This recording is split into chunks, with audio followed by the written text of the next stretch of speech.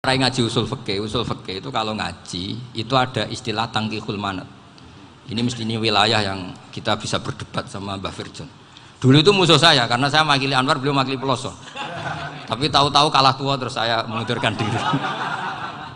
Di fikih itu ada istilah, ada tangkihul manat, ada tahqiqul manat, ada tangkihul manat. Tangkih itu kira-kira gini, lafadz hadis itu dibuang sekian untuk tahu bahwa itu madarul hukmi.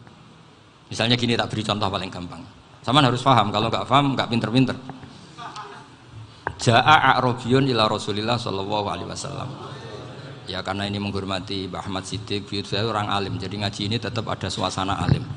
Ya harus ada suasana alim. Nggak perlu jadi orang alim tadi susah. Sudah ngindari susah itu pintar. Sudah itu aja. Jadi orang alim susah, ngindari barang susah pintar. Berarti orang tidak alim pintar. Nah, meskipun tetap sudah kita itu pegangi sampai mati nanti. Loh, jadi orang alim itu repot. Itu kata Imam Ghazali, kalau orang alim kalau mau masuk surga itu sama Allah nggak boleh. Kif, kamu nggak boleh langsung masuk surga. Coba cari umat kamu, syafaati dulu. Nah, saya takut nyari sampean nggak bisa kembali. Saya tidak punya rencana itu. Pokoknya masuk. Boleh sampean aduan balik raroh dewe, repot nanti saya. Berat jadi orang alim itu berat. Ya saya teruskan ya. Ada tangkihul manat. Ja'a a'rabiyun ila Rasulillah sallallahu alaihi wasallam. Faqala ahlaktu wa ma ahlakaka qal waqatu imraati fi nahari Ramadan. Ya saya ini rusak ya Rasulullah. Kenapa? Karena saya menjima istri saya fi nahari Ramadan. Terus kata Nabi, kamu harus bayar kafarah. Napa Nabi kafarah? Puasa 2 bulan. Wong baru 1 hari aja terjadi gitu kok disuruh puasa 2 bulan. Ya tidak kuat ya Rasulullah. Baru berapa hari saya puasa aja kecelakaan seperti itu. Apalagi kalau sampai 2 bulan. Enggak ya Rasulullah. Ya sudah kalau gitu kamu pertama ngasih makan apa? Itqu raqabah kan, pertama merdekakan budak. Tapi kan sekarang nggak ada budak makanya terus sekarang langsung puasa. Wah, ini nggak bisa semua. Ya sudah ngasih makan orang 60. Kasihkan siapa ya Rasul? Ya orang fakir. Saya ini paling fakir. Di kampung saya ini orang paling fakir. Jadi mulai dulu orang fakir itu hubungan suami istri itu paling lancar mulai dulu. Makanya orang fakir itu anaknya banyak karena hiburannya hanya itu. Wong Ramadan aja. Coba mau ke ATM nggak punya uang, mau antri di bank nggak punya, mau apa coba? Itu mulai dulu. Ini sanatnya mutasil. Akhirnya sudah sanksinya kan tadi ya itqu raqabah atau puasa 2 bulan berturut-turut atau ngasih makan 60 orang miskin. Lalu kata ahli usul fikih, kata a'rabi dibuang, nggak menjadi catatan hukum. Orang kota pun kalau melakukan itu juga kena sanksi yang sama. Imro'atau juga dibuang. Andai kan itu dilakukan untuk amatnya juga ketentuannya sama. Nah sekarang perdebatan antara Imam Syafi'i dan Imam Malik begini. Sekarang pertanyaan gini, jima istri itu hukumnya boleh apa haram? Boleh kan? Lalu kalau ada orang tanpa udzur kemudian makan siang-siang, cara Imam Malik hukumnya sama, harus kena sanksi yang sama. Karena sama-sama hadku hurmati Ramadan bi ghairi udzrin syar'iyyin. Sama-sama merusak hukum Ramadan tanpa udzur syar'. Lo jima itu tidak zina. Kan hukumnya jaiz. Nah, sekarang makan hukumnya jaiz, harusnya juga kena ketentuan yang sama. Cara pikirannya Imam Malik. Nah, alhamdulillah Imam Syafi'i gak setuju. Wah, cara setuju repot. Bahkan orang-orang Syafi'i sudah punya khilaf, kalau gitu minum dulu. Iya, biar iftarnya pakai minum. Setelah minum baru jima kan. Ini sudah menyiapkan khilafnya. Ini khas Syafi'i ini, bongsong rekayasa hukum.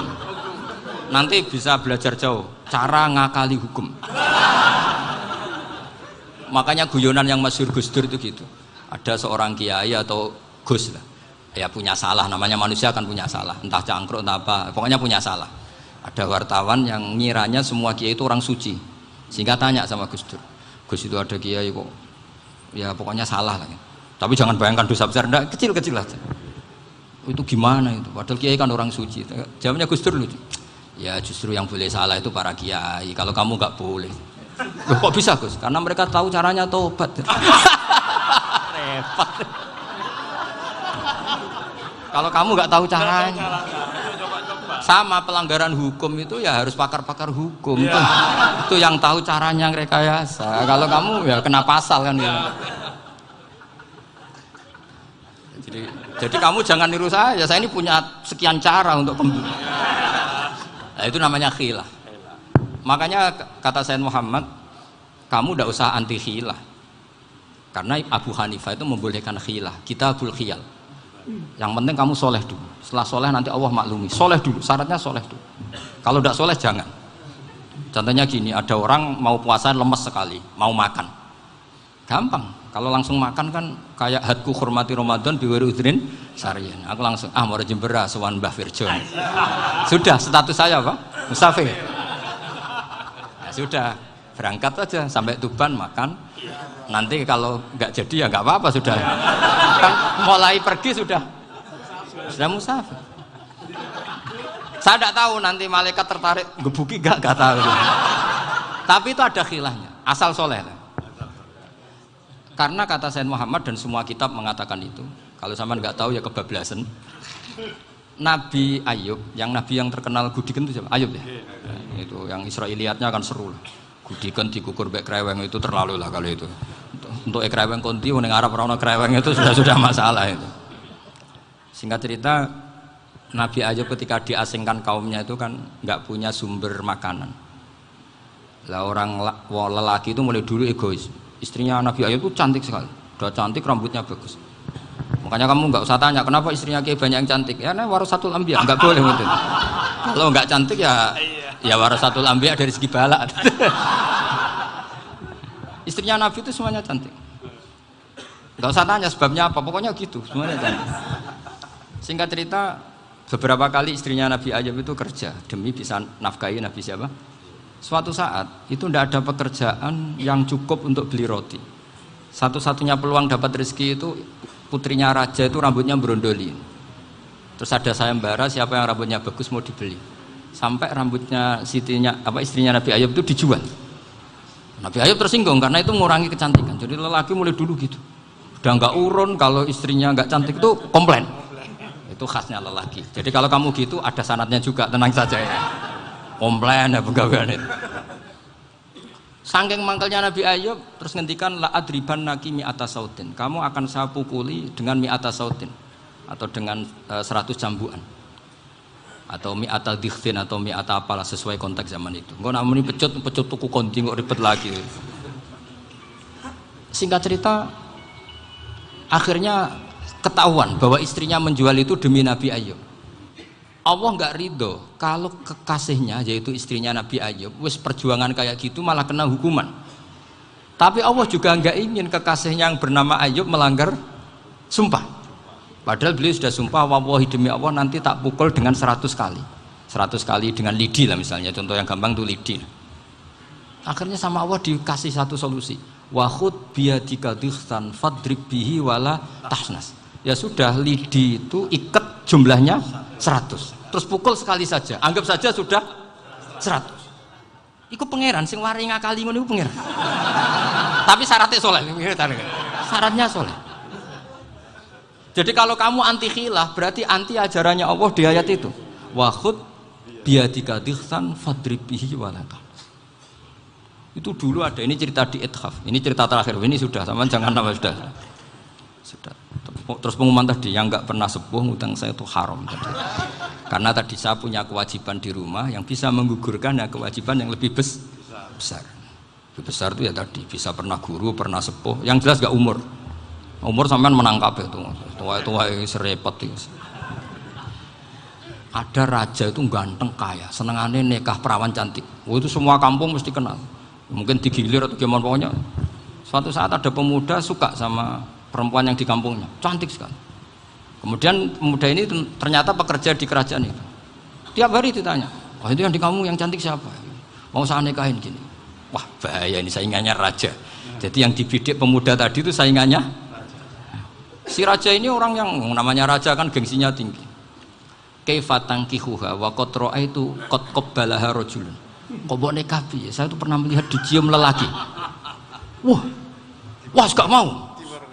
Gak gelem kadung ditambung lan waqat qabala rajulun. Saya pernah melihat sendiri qabala rajulun, dicium oleh lelaki.